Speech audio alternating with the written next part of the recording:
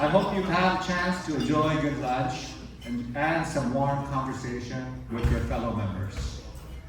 It's always a pleasure to see this room full of familiar faces and new ones alike.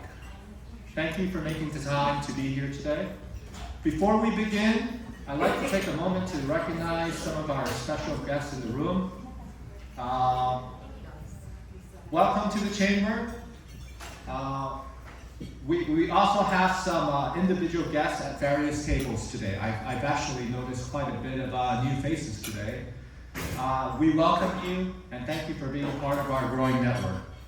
If you have a special guest at your table, I encourage you to introduce them to our members. I think we have Catherine with the mic. I know we have a mayor here today, so if the mayor can be introduced. Sorry, I have a little food in my mouth. That's fine. So we have Mayor Tony Chargala from Inalahan, and then we have Sergeant Major Milan. So welcome.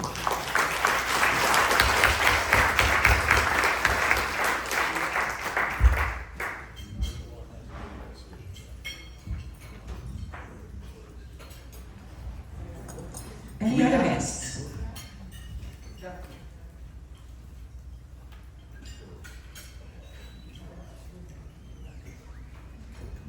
I would like to introduce Isabella Hagan. She's visiting us from school for the summer.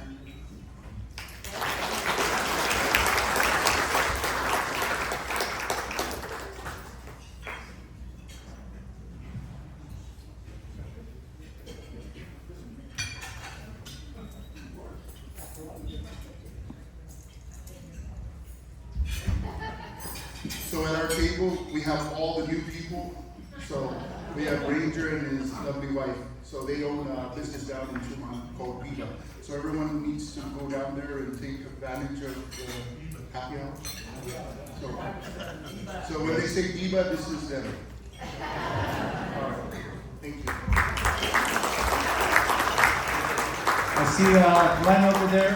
He's hiding over there. I know he proudly introduced his son to us earlier, but I don't know why he's hiding.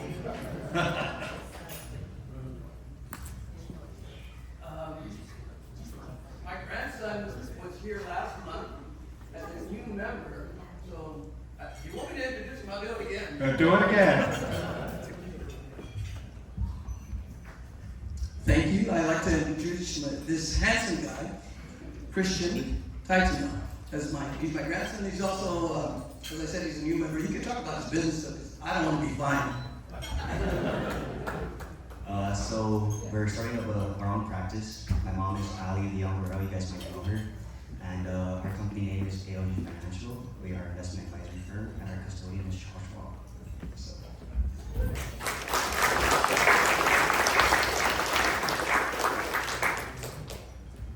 Any more guests at the table?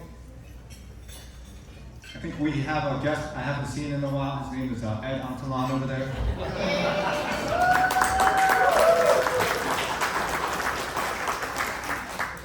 Okay, well, let's go ahead and move on. Now I'm actually really pleased to introduce new members to the Guam Chamber of Commerce. We have 3 new members today. I'll go ahead and introduce each one, and every time I call on you, please stand and be recognized. First, we have, let's welcome Mr. Tedwi Maristan, CEO and co-founder of Pacific Nation Equities LLC. It's an emerging benefit cooperative aiming to create purpose-driven, work-owned enterprises that enrich our communities. Thank you for being here.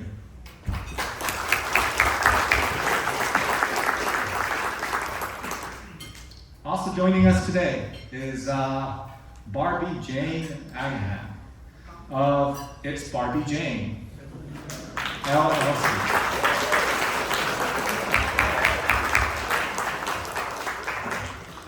This firm is dedicated to empowering individuals through interpersonal skills, training, and business consulting, especially for small businesses. Thank you for being here today. Lastly, we have Miss Aline Wall Is she here today?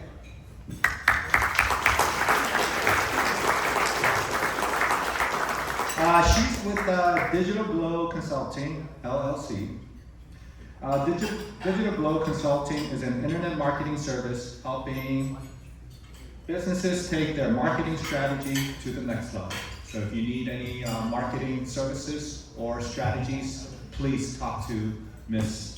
Elaine Wall. Thank you for being here today.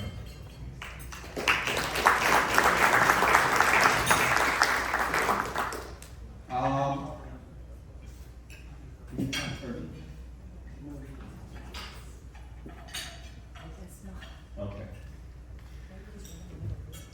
Is he running a little late? Maybe we can make that announcement later. Yeah, so we did have an announcement on a summit that we had on government procurement. It was supposed to be made by immediate past chair Ernie. I think he's running late right now. We'll try to get a hold of him. If he's not here, then we'll go ahead and we can provide an update on it. We'll move on to the next item on the agenda for now. The next item is the chairman's announcement, and I'd like to give a few updates on the latest that we've been hearing on Bill 11. Actually, today, as a matter of fact, we have our guest speaker, Joe Roberto, here. He's with GCA, and the main reason why we invited him, we wanted to have this conversation was because there were certain amendments being introduced, and some of these amendments range, it varies, right? Some of it is they wanted to remove federal contractors from the reduction of the BPT. Of course, Chamber came out, immediately responded to it, and we knew that it was not only unconstitutional, but it would send the wrong message to Washington and also to our federal DoD partners here on the island. That's like saying if you're a federal contractor and you have certain jobs within the military bases, then we're going to charge you more in taxes, right? And I don't know how that type of amendment will be able to stick right now. So those are things that we are currently trying to manage and navigate.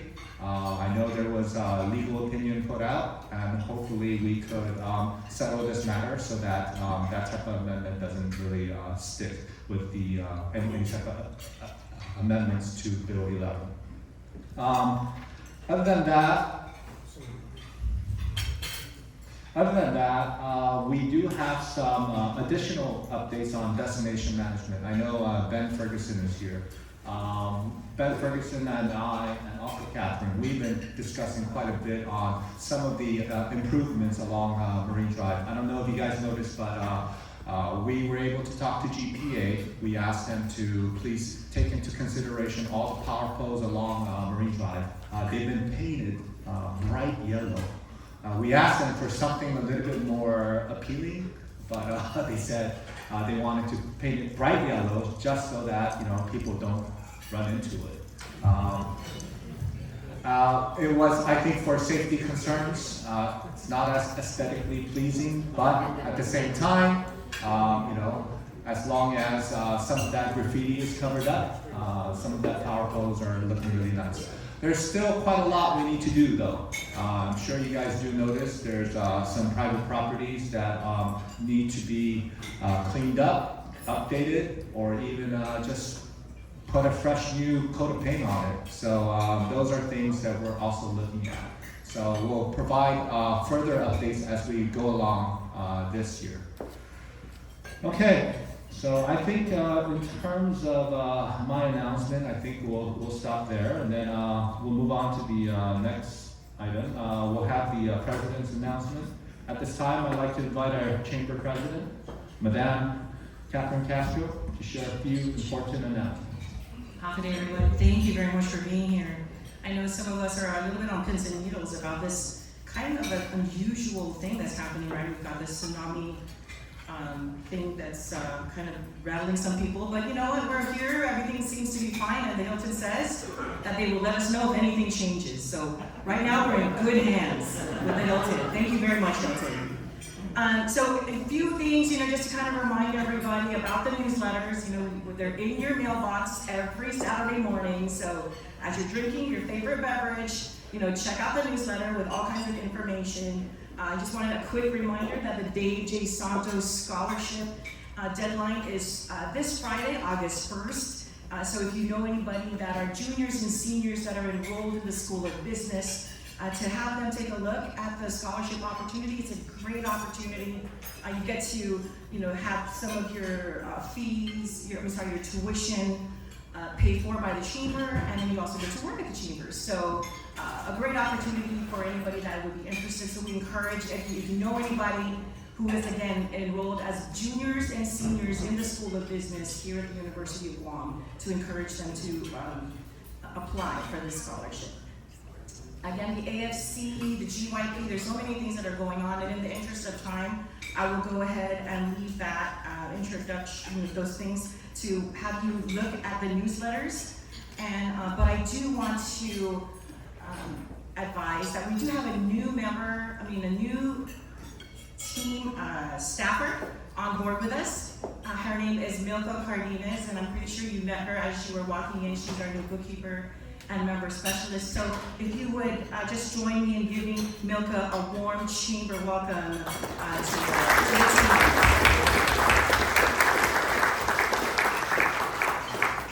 All right, and I do have to say that we have been doing really cool podcasts, and God and Ranger are the stars of one of our newest podcasts. You've got to listen in. Theirs is a great story, guys. So if you've got Spotify, Apple Podcasts, YouTube, take a look at their story. It's really fun. All right, so on with the main event. Our guest speaker is a distinguished entrepreneur and community leader in Guam. He is recognized for his substantial contributions to both the business and civic sectors. As immediate past chairman of the Guam Contractors Association, Mr. Roberto has demonstrated a profound commitment to advancing Guam's business landscape. He is the principal behind multiple successful ventures, including East Island Tinting, LLC, East Island Tinting, DBA North Island Tinting, Paradise Auto Spa, PR Enterprises, and more. His leadership and innovative spirit have helped shape these enterprises, contributing to local economic growth and business excellence. Beyond his achievements in business, Mr. Roberto is deeply dedicated to youth development and community engagement. He has served in parent-teacher associations while his children were in school, and has been a driving force in Guam's youth soccer scene as a coach and officer for the Windward Wolverines Soccer Club since 1998. His dedication extends to national roles, serving as youth national team manager and coach, and as manager for the Macau men's national team. In addition, Mr. Roberto has held leadership positions such as elected executive committee member of the Guam Football Association and chairman and advisory board member of the Pacific Islands Small Business Development Center, reflecting his deep-rooted commitment to both business and community development. Members and guests, please join me in welcoming our guest speaker, Mr. Joe Roberto.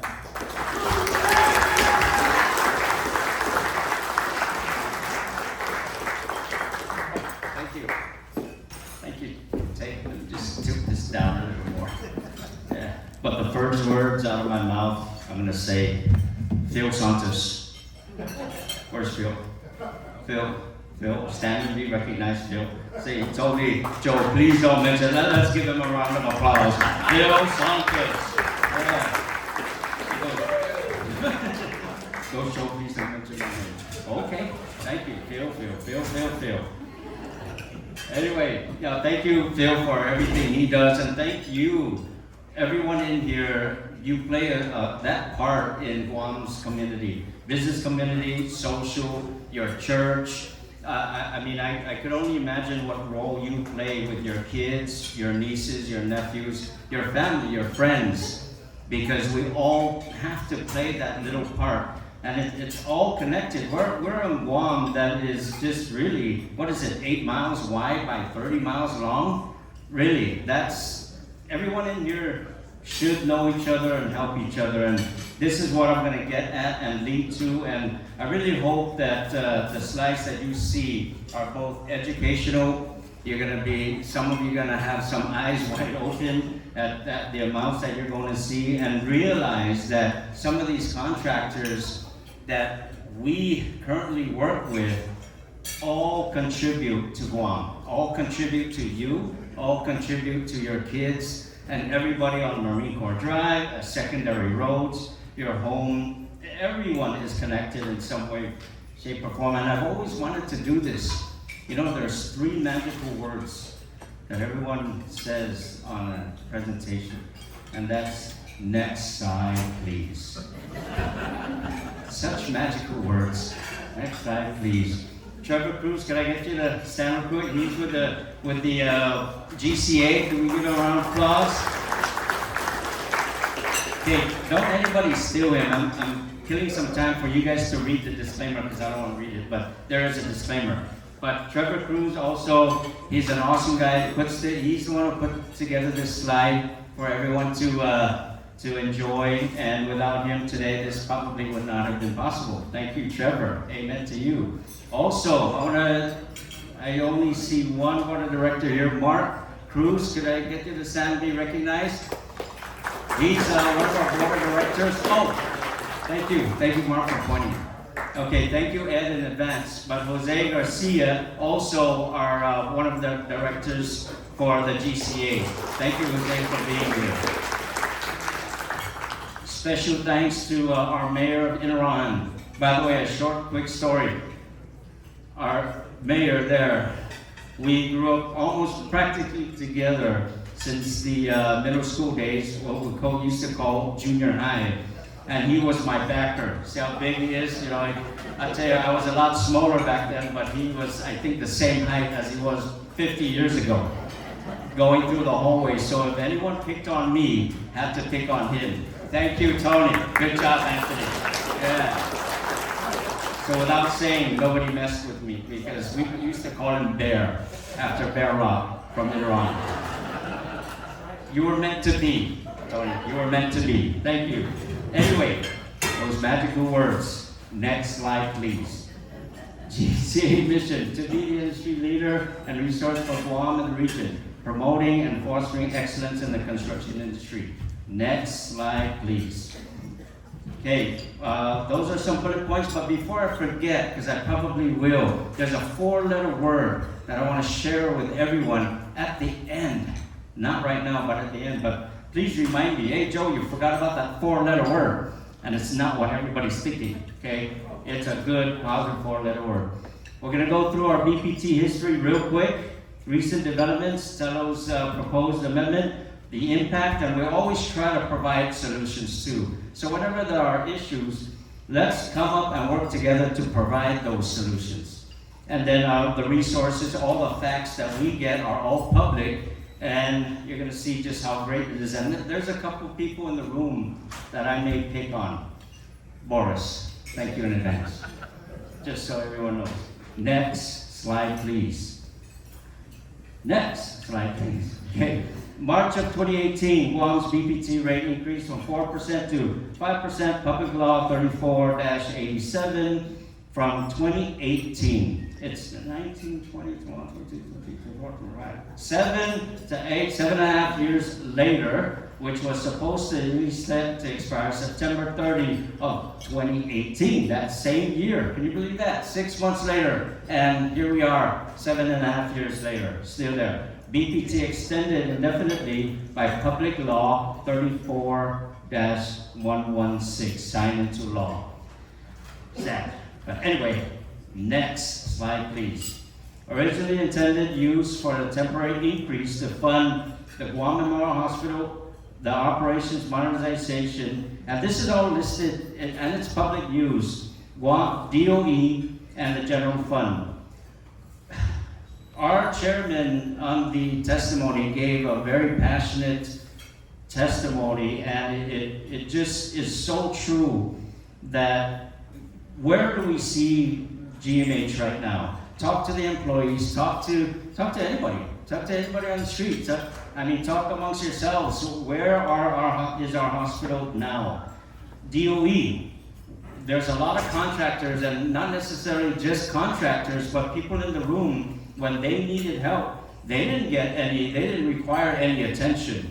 We were called by a friend of ours. He's actually a coach, one of our coach friends that I know, without mentioning names, he goes, "Hey Joe, you know, I've seen you at your shop, you have some cones. Can we have some cones?" Cones for what? Because after the typhoon, they were going through those inspections, and they were told without those cones, they cannot open the school. I said, "You cannot open the school because of cones? How many do you need?" And then he goes, 15. "You cannot open the school because of 15 cones." Really, he goes, "Well, we have to go through a procurement process."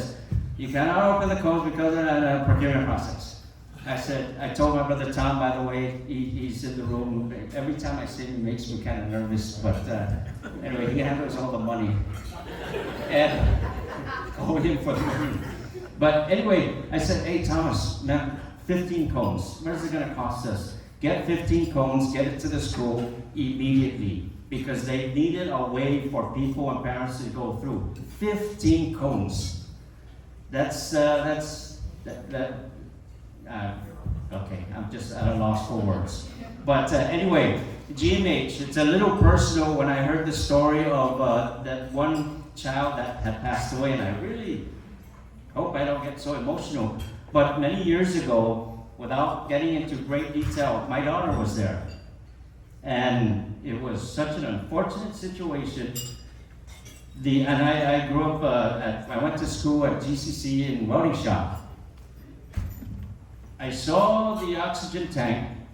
I saw what's called a regulator, and it was at 0. The tag, however, said full, new. I tap on the glass, knowing welding, tap on that, maybe the needle was stuck. Tap, tap, tap. It still said 0. I said, "Hey bro, go change the oxygen tank." He goes, "Sir, this is new, I just got it from the storage room." I said, "It shows empty, but the tag says full." "It shows empty, but the tag says full." And then my wife is there, the doctors are there. "Mr. Roberto, it's full." I looked at the doctor, "It's full." I looked at the regulator. All right. We go, we wheel her up from intensive care, wheel up to a room. Right when the elevator closed, guess what happened? Empty. The oxygen ends. 4th floor or 3rd floor, I forgot it. So 20 plus years ago, I'm pulling on the door, opens, run out, kicking things out of the way, get that oxygen in. Too late. Expired. That's what they call it. Next slide, please. But that's an experience at GMH. Recent developments. Next slide. Title Guam Code annotated relative to delivering financial relief to Guam families and businesses in the face of higher costs of living by restoring the business privilege tax to 4%. That's from Code. By the way, Sean Gumatauto and I coached together for many years. That's why it slips, Coach Sean. But Senator Sean Gumatauto, that's his bill, and that's the intent. Next slide, please. The press release by Senator Tadigui, struggling businesses deserve BPT relief, not multi-million-dollar defense contractors. In her press release, it notes, maintain the 5% BPT on all military-related defense contracts. Another bullet point, including both prime and their subcontractors will continue paying 5%. Let me pause there. We were and are sometimes at times a subcontractor, so they're gonna get taxed, then we're gonna get taxed, and the people that we hire to send up the scaffolding to get to the windows to put safety and security film, they're gonna get taxed, and the guys that they got the forms or whatever supplies, they're gonna get taxed. So it's gonna get taxed every way through according to her amendment. Many contractors tied to these projects are from off-island. That sentence right there, I've been with the GCA since 2010. I don't know the meaning of many, because many contractors and the different positions I've held, there are many more small businesses and contractors here in Guam. There are many more general contractors and prime contractors that win the award here. Many more than what comes from Oak Island. And I'll share a little bit of why they don't or they choose not to be here. With significant profit margins, and most local businesses, especially in tourism, retail, and services, remain in a fragile position, allowing these high-profit contractors to benefit from a general tax rollback would cost Guam millions in lost revenue while endangering critical service to the government of Guam, that government of Guam provides. We all know this statement is very sensitive. Yes and no. Next slide, please. This is the actual amendment that she has provided. And I'm going to share what my understanding is. I'm going to skip down to gross derived from contracts entered into directly with the United States Department of Defense or any of its agencies, work performed, services rendered, or goods delivered on Guam shall continue to be subject to the business privilege tax at a rate of 5%. This 5% rate shall apply to gross incomes derived from subcontractors, including those in the construction, engineering, architecture, logistics, environmental, and other related industries, to the extent that such income is derived from work, services, or goods provided in furtherance or pursuant to a prime contract with the United States Department. Okay, she's talking about practically everybody in this room is going to get taxed. Okay, from the prime contractor to an advisor to the engineer to everybody, they're going to get taxed. That is double taxation, triple taxation, quadruple taxation. That's I don't know what the 5 one was, but 5 taxation, whatever, 6 taxation, 7, 10, whatever, and it goes down. Everybody is going to get taxed. Next slide, please. This public law. By the way, this slide will be shared to Catherine, and she'll provide it to the membership. Public Law 30-2230. Signed into law December 30, 2010. See that arrow right down the middle? From the prime contractor, it's a little blurry, but from the prime contractor straight through to GRT, the paying the GRT to revenue tax. Okay, that is an awesome law. That is the way it is now. That is the way we need to keep it. All the subcontractors are exempt from paying any GRT or BPT. Okay, and then there's more. Okay, he'll explain that later. But for the most part, the BPT, we're exempt. So on the form, when we file it online, there are certain sections where we put in the contractor's license number, and then we click down on the amount that we receive from that contract, and we subtract it. We do not get taxed on that. Yes, we have other services, but for that portion, it is not taxed, and we are exempt. This is an excellent slide. On the bottom, flowchart revenue, GRT, it has a link that you can see that it's there for the public view. Everyone can see it. Next slide, please. Okay, the impact. Okay, this is where it's going to get a little, hopefully a little more interesting. The GCA membership employees, at a glance, we have approximately 18,000 employees with all our contractor and associate members, approximately. It fluctuates because of the H2s that come and go. When projects are done, they're gone. So it reduces that amount. At the same time, when projects are awarded and labor is needed, it increases.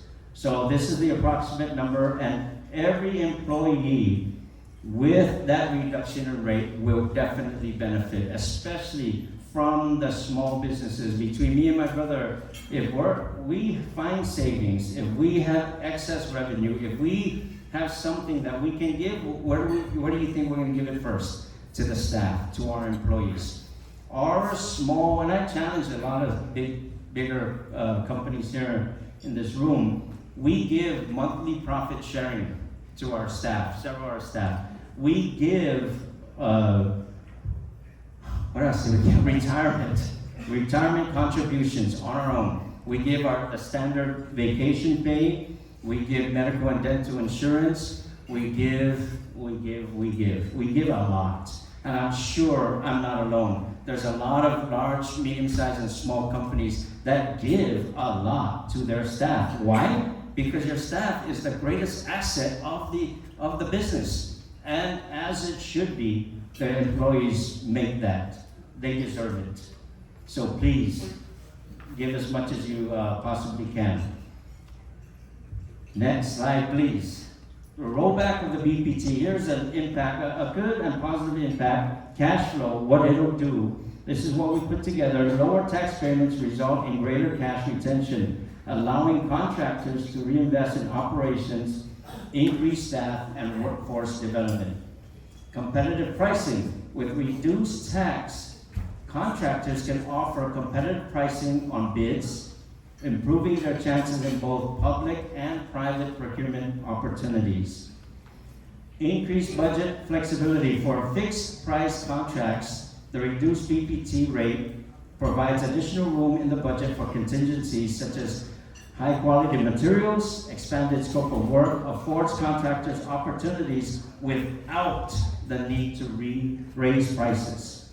Other and positive additional considerations.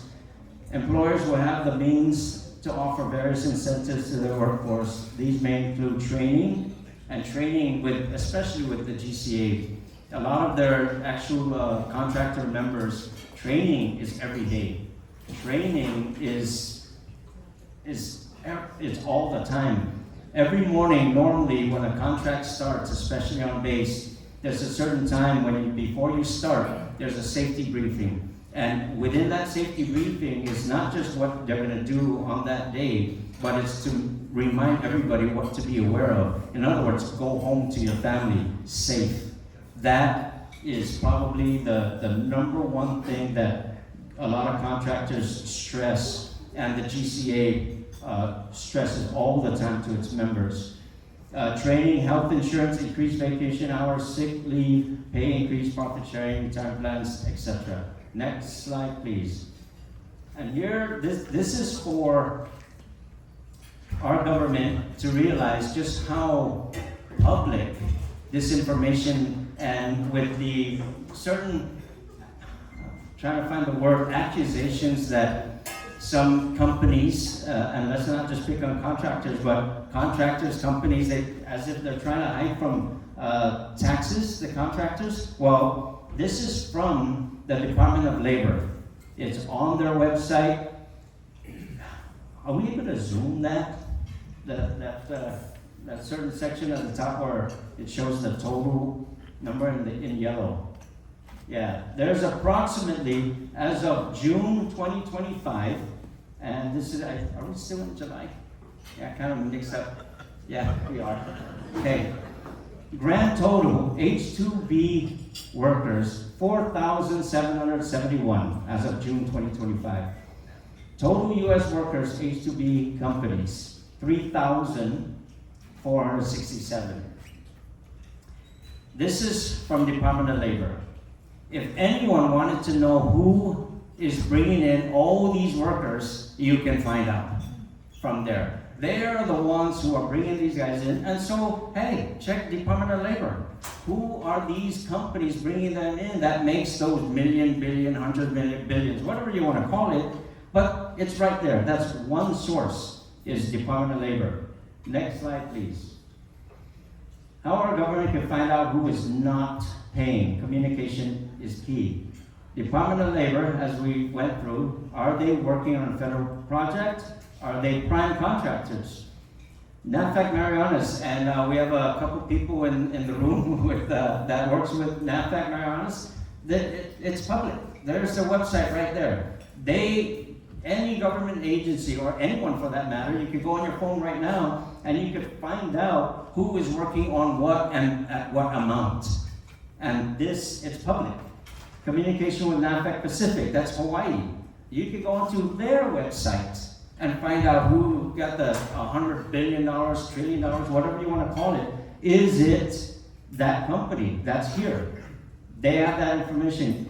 Guam Apex, and could I recognize Boris Hertzler with Guam Apex Accelerator? Boris, please stand, or please stand. This one individual is full of information. Please get his card or get to know him. You need to get to know him. He has the key to billions of dollars and who the contractors are, when, why, how, and how much. Guam Apex, this is Boris right here. Other helpful website that Boris goes on to see is fpds.gov, right there. He uses it all the time. We use it all. GCA uses it all. It's all public. So there's no accusation. There's no speculation. You will know who gets what and how much and even when. Next slide, please. The resources. Next. The federal government set aside several small business organizations by federal law. It's mandated that some of these contractors must, by federal law, use certain small businesses. So they cannot say no to it. Certain contracts, you have to use X% to a small business, women-owned, veteran-owned, service-disabled veteran-owned. And Tony, this is what I was talking about earlier. This is where they are mandated by federal law to use certain small businesses. And by what percent? Next slide, please. Okay, this is the SBA. Unfortunately, Ken Lohan, was forced into retirement, but I think he's enjoying it now. He's probably fishing at this, well, not with a tidal wave possibly hitting our shore. By the way, the water is just right out there. But US SBA closed April 18. Sad, but we have to deal with Hawaii, and I'm not sure if anybody has dealt with anyone yet. We have not. But the information is right there. Next slide, please. This is Boris Hertzler, provides education and training to ensure that local businesses become capable of participating in federal and local government contracting. Confidential one-on-one counseling sessions, group workshops, webinars, matchmaking events, and more. He's the key. Thank you, Boris, for being here. Next slide, please. There you go. This is a very good slide. This, that highlight, could you zoom that purple part where it shows the 30% up top left there. Up to 30% for certain contracts, and this one particular, this was in January 24 of 2025. Department of Defense contracts, 30% mandated, must go to small businesses. Must, they don't have a choice. So when you see or hear of a large contractor coming to Guam, they are looking, even before they get here, they contact Boris. Hey Boris, we're small women-owned business, small business, veteran-owned, disabled veteran. We need to know these people, get them connected. Now, they come with a team of 5, these large contractors. And then they work with Quartet, they work with Black, they work with you, they work with us. We are the ones doing and physically doing the work. Not necessarily some of these largest that you hear about. That's why some of the claims I hear, I just tell or some of the senators could easily email GCA and said, let's get together and provide some details. Trevor, if we could go to the right on the yellow, where it shows some of the companies here in Guam. Does anybody recognize, let's stick with that. No, go to the 2024 on the right side. Yeah, down. There you go. Stop it there. JMI or JM Construction Services, North Star. Do we recognize any of those names? Maybe some. 26 million. Trevor, sorry. Can we scroll up? There's 96 million. Chugach, Reliable, Pacific PFM, Infratech, Akbayani. These are very familiar names here in Guam, and they hire thousands of people. That's a total of 96 million right there. And thank you, Joe, for being here, because I got a math question. I failed that part in school, by the way. Me and Anthony were going through some issues. But let's go on to the next slide, because everybody's going to be provided this.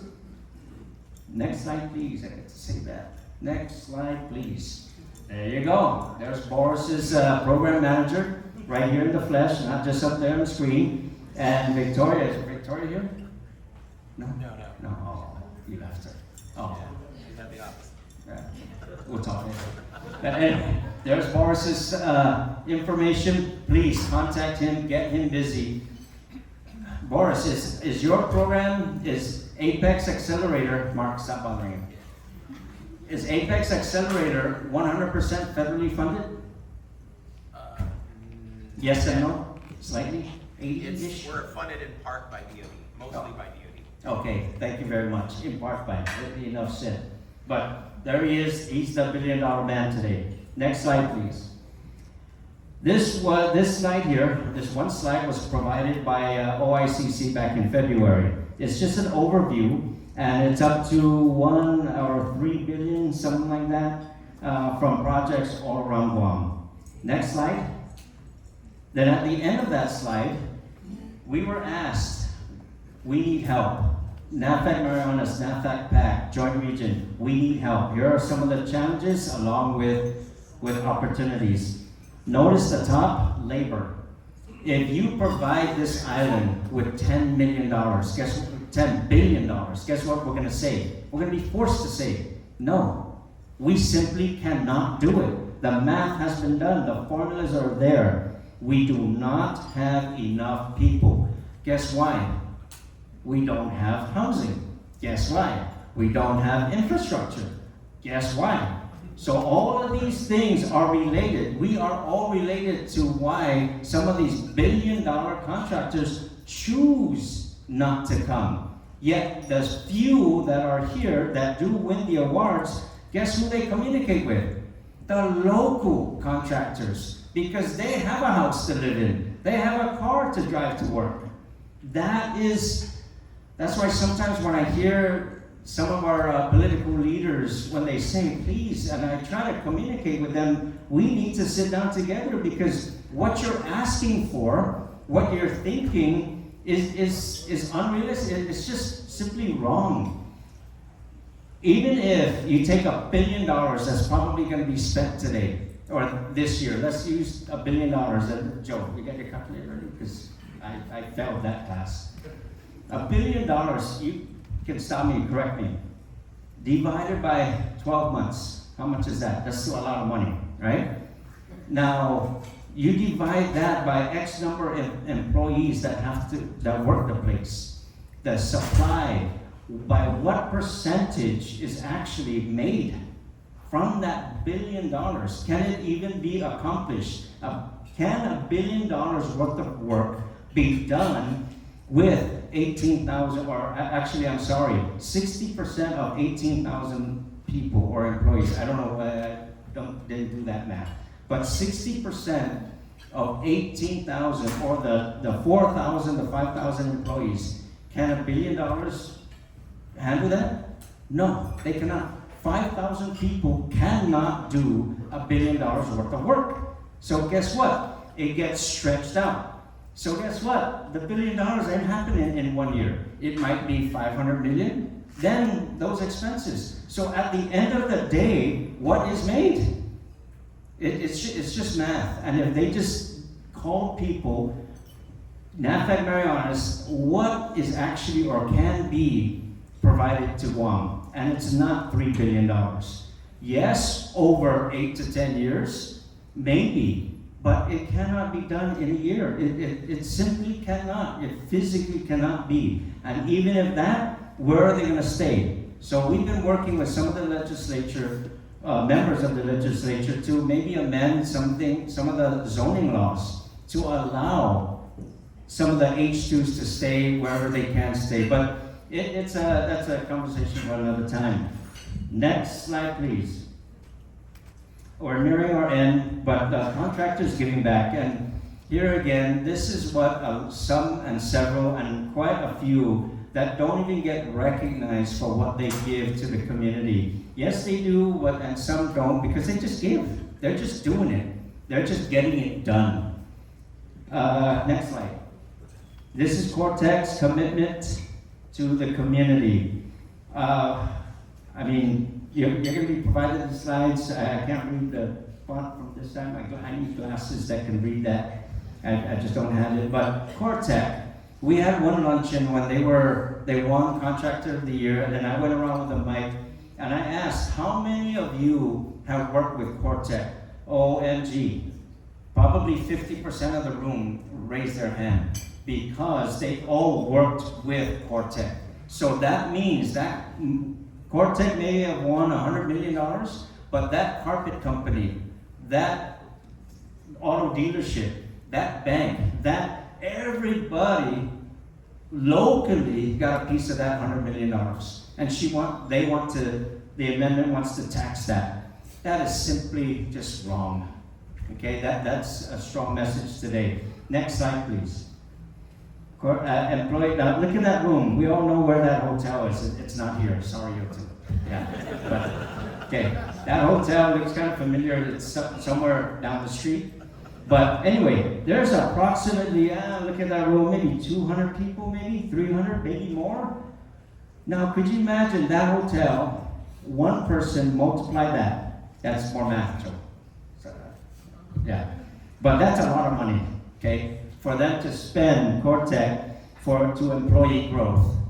Okay, all these contractors, big, large, small, contribute to their staff, their employees. Number one and greatest asset goes to the staff. Next slide, please. Hensel Phelps. These guys are a global company. Billion-dollar company, maybe even $1 trillion company, I don't know. But I know the superintendent, Brian Holm, really great guy, very humble. He's the one in charge. And you don't hear this in the news. This is what they did. Tengisan, cleanup, Retidian, support, Guam Foster Community, I don't know, Harvest House, Animals and Game, Kick the Fat, Typhoon Maro, Recovery, GCA fundraiser, and Guam Hogs, and probably more. I mean, how many of us in here have provided, hang on Marie, real quick, please remember that. Don't forget the 4-letter word. But anyway, next slide please, almost done. This is our current chair, and Matt Hunter. This is just a snippet of his testimony. While most have to make the difficult choice of, do I pay rent this month or do I eat? Or do I pay power this month or do I eat? Do I get my medication this month or do I eat? The sad fact that has been proven time and time again is that no amount of additional money will fix the problems faced at GMHA or DOE or any of the other problems faced by other departments within the government. We just continue to throw good money after bad, hoping for different results. Next slide, please. With that said, we support Bill 11-30 in its original form. Thank you very much.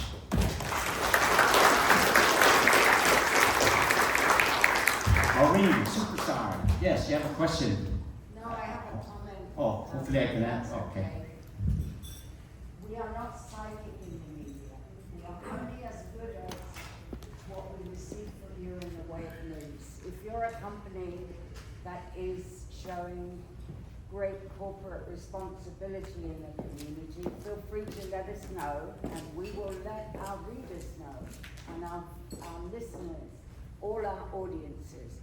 But please don't say that, somehow imply, and I'm sure you didn't mean this, that we are not doing our job. Oh, no, you're doing an excellent job. No, some of them choose not to be recognized. That is their prerogative, but Yes. I encourage everybody, if you are doing something that benefits the community, the media are only an email away. And we'd love to carry that news. We certainly do for all those companies. I think we had something from Bank Pacific this week. They'll be doing a clean up in each and every village. That is great news. I'll buy an ad, thank you. So if you are doing something and your workers are putting together a team, we'd love to hear from you over at the Business Journal and Guam Business Magazine. Thank you. Thank you, Maureen. I do have something to share because I heard it in one of the testimonies. But is it true that the labor cost is really at 50 to 90% government cost? Is that what we pay for labor? Does anybody know that? 50 to 90%. One of the directors that shared. It's about 80. 80%. Okay, I get when me and my brother talk some math, a little math we have, and when we go over 35% to 40% on labor, it gets really, turn off the lights or send them home. Yeah, because that's the math. Yes, Charlie? Thank you so much for the presentation. When you look at inside the fence, outside the fence projects, one of the biggest issues outside the fence is licensed surveyors. What are we doing, or do you know if any initiatives are in the pipeline to be able to either speed up the process or get more licensed surveyors to be able to work on the outside the fence projects? You know, Mr. Belactas, about a year or earlier this year or last year mentioned that very same thing about the urgency for professionals to come back home because we are running out of surveyors. We are out of surveyors. Who here has experience if you're trying to get one lot, your family lot, and then, oh, yeah, sure, we can do it. What year is it? Yeah, it's real. It's good. What, 4 months, 6 months before they can get to you? Unless you know them. And maybe one of the things that, one of the proposals that we would like to make is recommending, obviously, we have the drone technology. Yeah. That's really speeding up the work, but it's still not, we still need to get a surveyor to, sign off on the projects. But I think you've experienced some of the work that, the drones can actually do. And I think that maybe that is a proposal that we can maybe be one of the folks that are leading the edge on, even on the mainland side.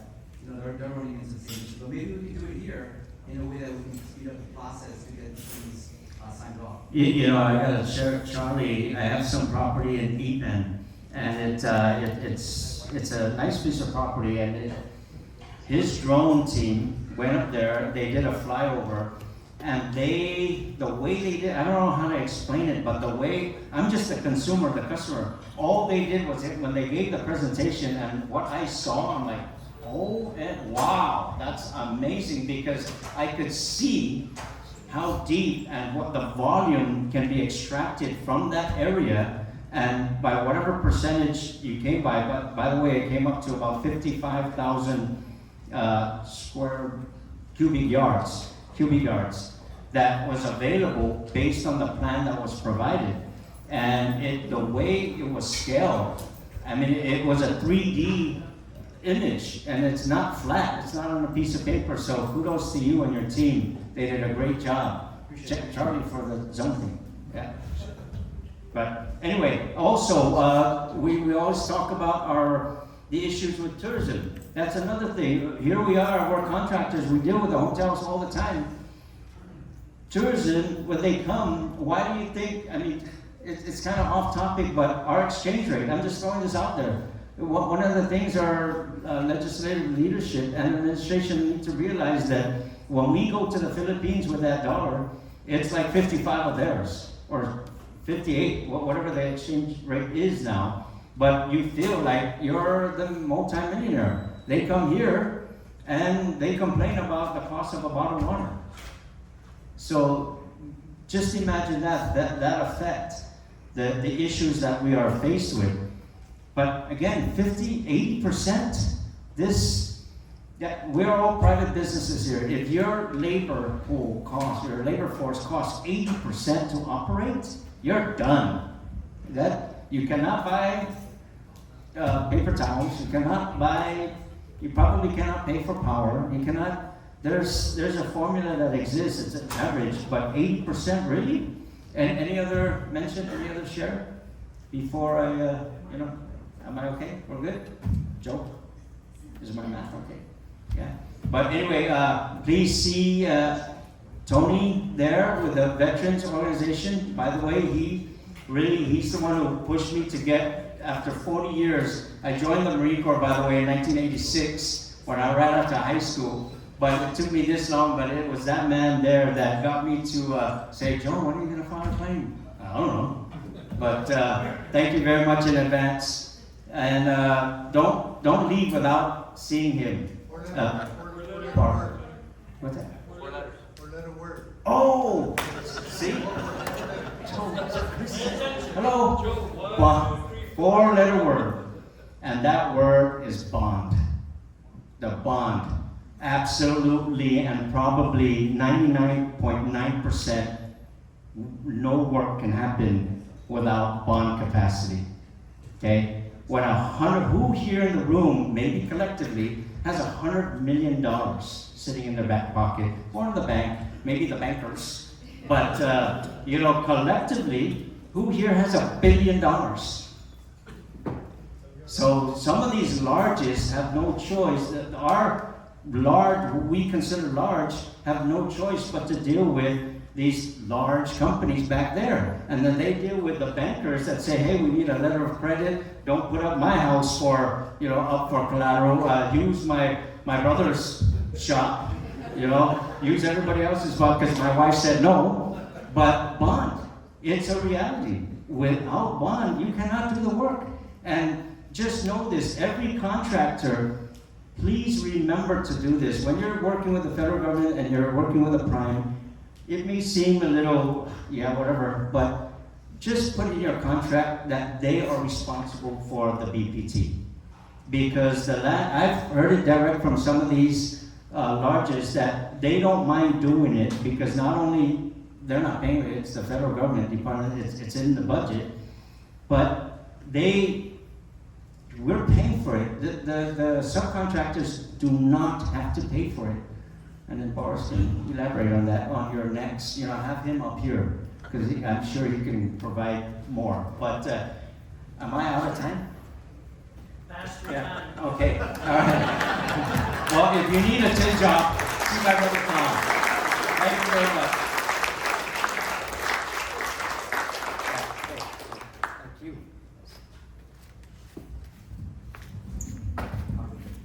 Let's give another round of applause for John. Thank you. That was a great presentation. But pushing forward with the recent updates on Bill 11, I think it's critical that as members and as businesses, we keep pushing and putting pressure on the senators to hear and vote on this bill. I know for a fact that there's discussion within the legislature to try to schedule Bill 11 to vote in their August session. On our end, on the chamber's end, we've been talking to the senators, we've been lobbying many times with them to try to schedule this as soon as possible. I know there is a budget hearing coming up in August, and we're hoping to get Bill 11 scheduled together with the budget hearing so they can vote on it. So please keep pushing, keep talking, reach out to the senators, let them know that Bill 11 is within your radar. Okay? Thank you. One of the points that Joe Roberto brought up today, and kind of got me thinking about it, but this is more of a prelude, is the housing crisis that we do have here. That's one of the initiatives that the chamber was interested always from the beginning. And hopefully in the next few months, we could bring in special guests that could talk about how we could handle some of the housing issues, some of the permitting issues. Definitely that's something that Kathleen and I have been discussing quite a lot, including all the board members. So please look forward to some of the upcoming presentations on housing and also permitting. Yes. Okay. And then before we adjourn, I'd like to thank you all for being here today. Any other business to discuss? No? Yes, sir. Real quick, we brought some GCA directories, membership directories for 2025. I parked really far, so if you guys can help me out, make sure you grab it. Thank you. Thank you for that announcement. Okay, if there's no other business, enjoy the rest of your day. The meeting is adjourned. Thank you for being here. We have our board directors to come to the stage, please. We have our board directors come to the stage, please.